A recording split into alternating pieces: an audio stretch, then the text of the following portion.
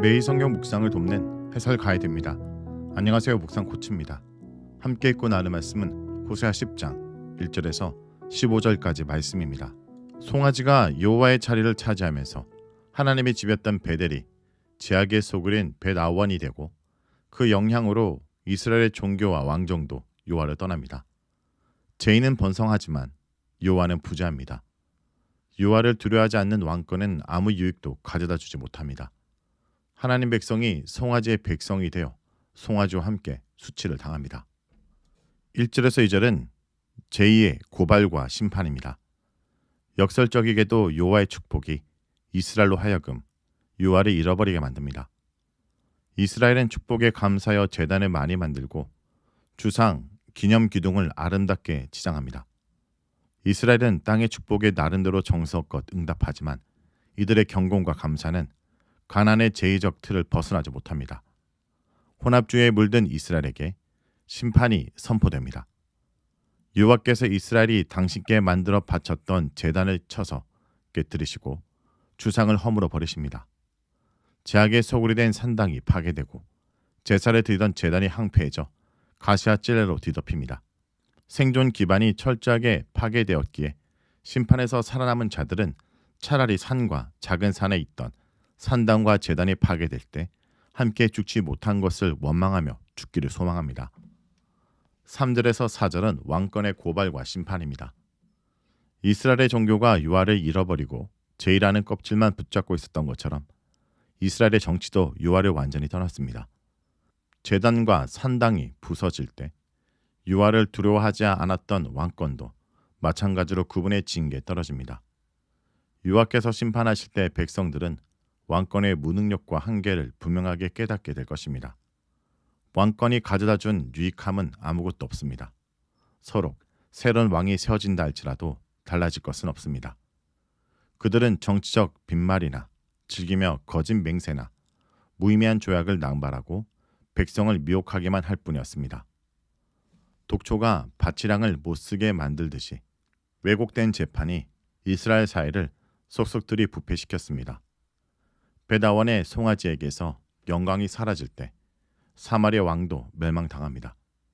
사마리아 왕은 베델의 송아지보다는 사마리아 왕국 왕을 가리키는 것 같습니다. 예언자는 아마도 부정적 어감을 갖고 이스라엘 왕을 사마리아 왕이라 부른 것 같습니다.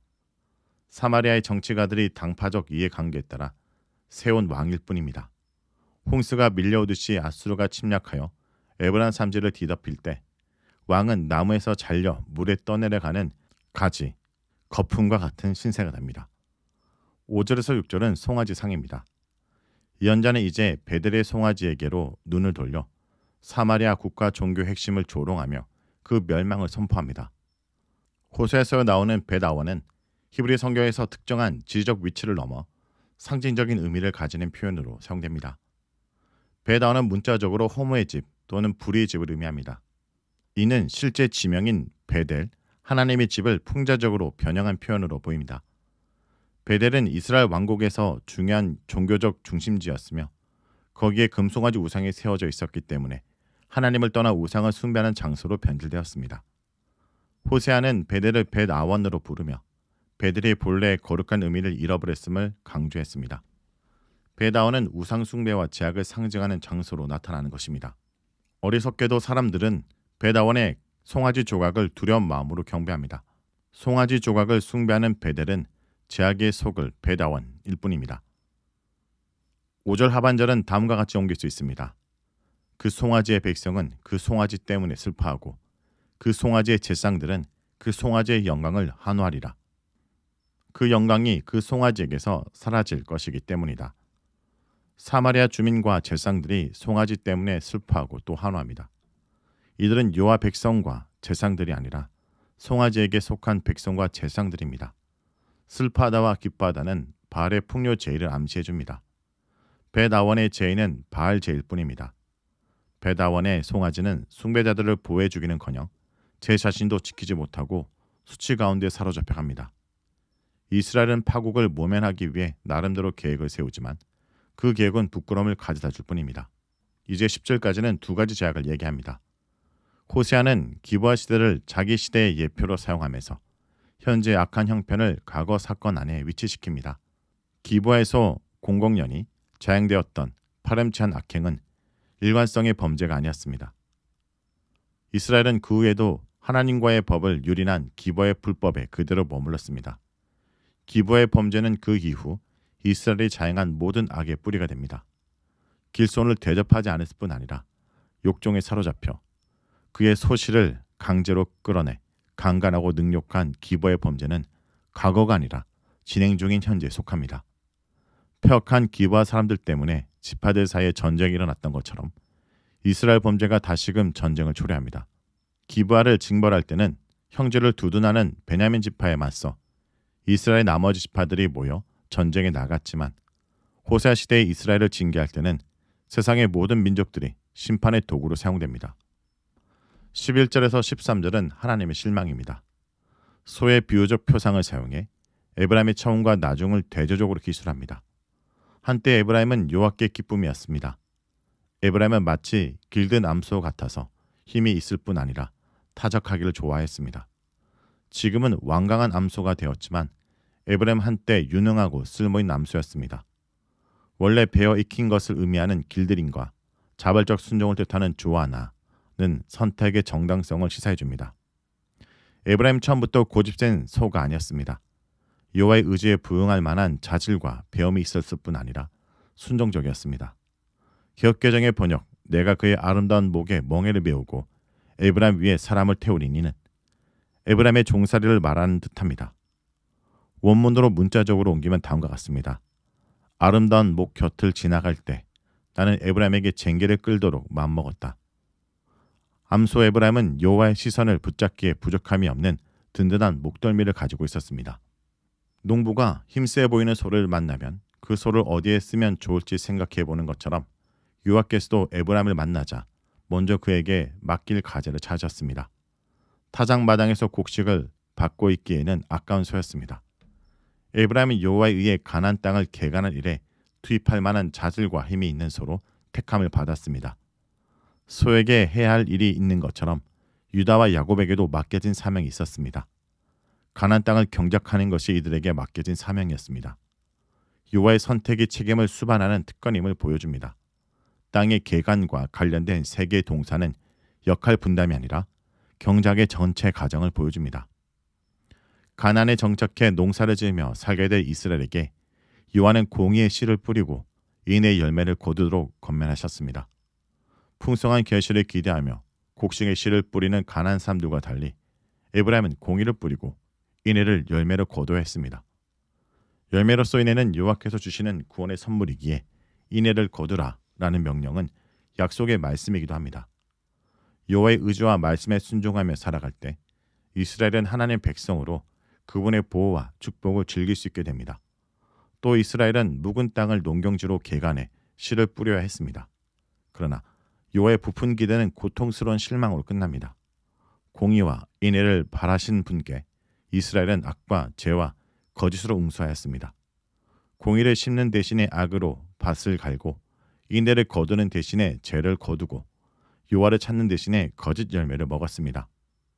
13절에서 15절은 멸망의 길입니다. 악의 씨를 뿌리면 죄의 열매를 거둬야 하는 것처럼 여호와를 찾지 않고 죄의 능력과 군사력에 의존하는 이스라엘은 멸망할 수밖에 없습니다. 본문에서 내 길은 아마도 강대국 의존 정책이나 군사 동맹을 가리키는 것 같습니다. 이스라엘 왕은 전쟁이 시작되기도 전에 죽임을 당하고 여자와 아이들이 침략군의 무자비한 칼에 희생당합니다. 공의를 심고 인애를 거두기 위해 묵은 땅을 기경하면 하나님이 찾으셔서 공의를 비처럼 내리실 것입니다. 하지만 이스라엘은 악을 밭갈아 죄를 거두고 거짓 열매를 먹고 자기 길과 자기 군사력을 의지했습니다. 하나님은 그들이 믿던 요새를 허무시고 새벽 침공에 목숨을 거두게 하실 것입니다. 말씀을 놓고 기도하겠습니다. 주님, 오늘도 하나님의 섬기는 사람으로서 우리가 있는 이 땅 가운데 공의의 씨를 뿌리고 인애를 거두는 자가 되게 하시옵소서. 그곳 가운데 살게 된 하나님의 계획과 다르게 나를 위해 힘쓰는 자가 아니라 주의 뜻대로 살아가는 자가 되게 하시옵소서. 예수님의 이름으로 기도합니다. 아멘.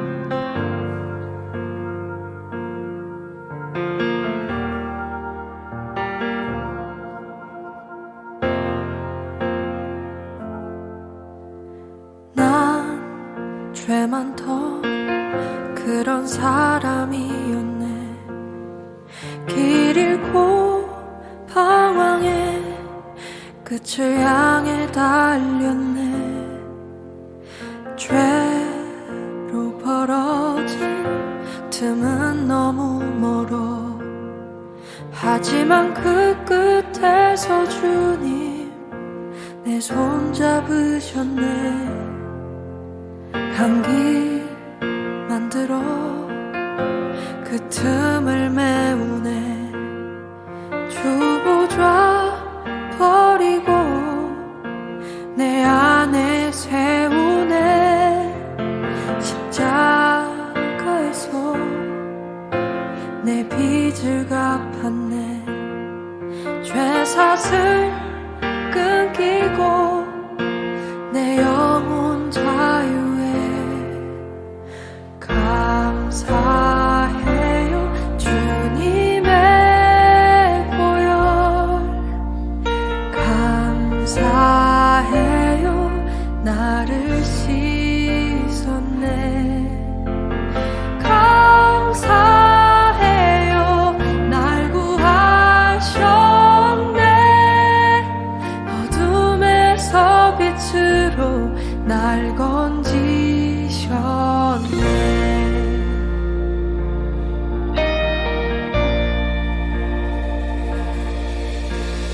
나 대신에 죄의 무덤에 묻혀 사흘 만에 일어나 다시 걸어 나오셨네. 사망 힘 잃고 생명 끝없네. 어린 양 보혈로 난 변화되었네. 감사해요. 주님의 보혈 감사해요. 나를 씻었네. 감사해요. 날 구하셨네. 어둠에서 빛으로 날 건지셨네. 세상을 이기신 기적을